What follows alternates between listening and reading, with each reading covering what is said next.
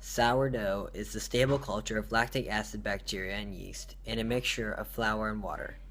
Broadly speaking, the yeast produces gas, which leavens the dough, and the LAB produces lactic acid, which contributes to flavor. The LAB metabolizes sugars that the yeast cannot, and the yeast metabolizes byproducts of LAB fermentation. Okay, we're going.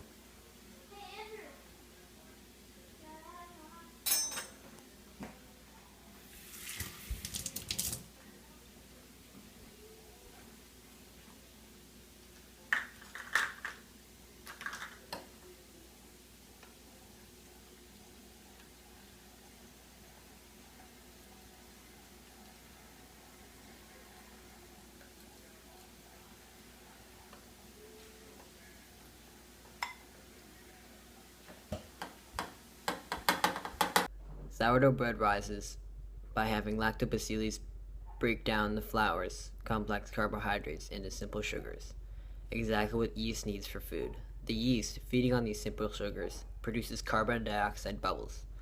The elastic wheat, gluten, and bread dough traps these carbon dioxide bubbles, causing the dough to expand. This is NPR. From KQED News, I'm Joshua Johnson. San Francisco lawmakers are revising the protections around clinics that offer abortion and other reproductive services to comply with the U.S. Supreme Court ruling. This year, justices struck You're just down gonna grab it with your similar hands and throw it in the law oven. Massachusetts. This ordinance, which supervisors passed this week, would force protesters to remain 25 feet away when they engage in harassment or shouting.